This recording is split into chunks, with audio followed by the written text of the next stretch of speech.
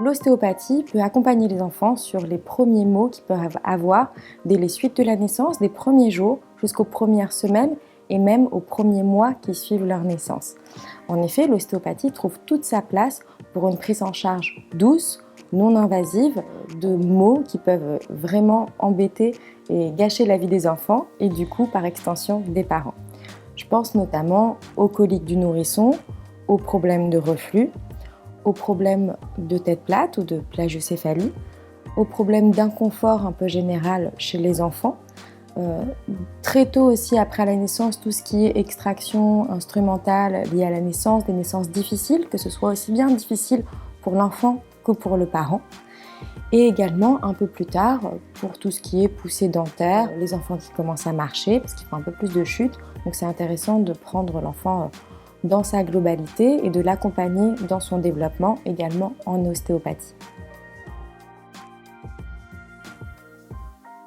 On peut consulter un ostéopathe juste après la naissance. Quand les parents se sentent prêts à sortir de chez eux et emmener leurs enfants chez un ostéopathe, il n'y a pas de souci. Moi, je vais voir des enfants tout petits qui ont quelques jours. Parfois, je les vois à 2-3 semaines.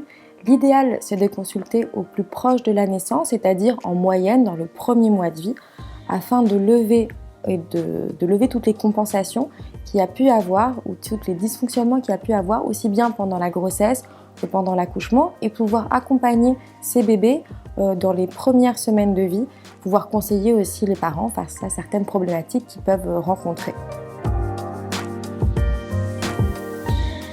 La séance d'ostéopathie se déroule déjà par un accueil des parents de l'enfant, quelques petites questions pour connaître un petit peu le contexte, comment s'est passée la grossesse, l'accouchement, quelles ont été les suites de l'accouchement, est-ce que le bébé a nécessité une hospitalisation après sa naissance ou pas, combien de temps il est resté ensuite de couche, s'il y a eu des pathologies associées, par exemple une jaunisse, un ictère du nourrisson, tout ça pour un peu brosser un peu un tableau général.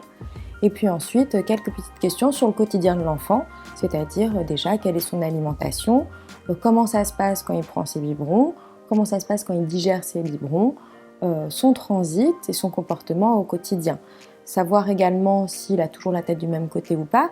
Toutes ces questions-là vont pouvoir aider les parents à donner des conseils un peu plus spécifiques par rapport à leurs enfants pour le long cours. Une fois que toute cette petite introduction a été faite et cette connaissance entre parents et enfants ont été faites avec l'ostéopathe, du coup l'ostéopathe va pouvoir tout doucement manipuler l'enfant avec beaucoup de douceur et va rechercher des zones de tension chez l'enfant et avec ses mains il va pouvoir les détendre tout le long de la séance. La séance dure à peu près une demi-heure chez un enfant. Là encore, c'est l'enfant qui décide de la séance. Donc si on sent que l'enfant sur la fin est un petit peu fatigué, on n'épuisera pas toutes ses réserves.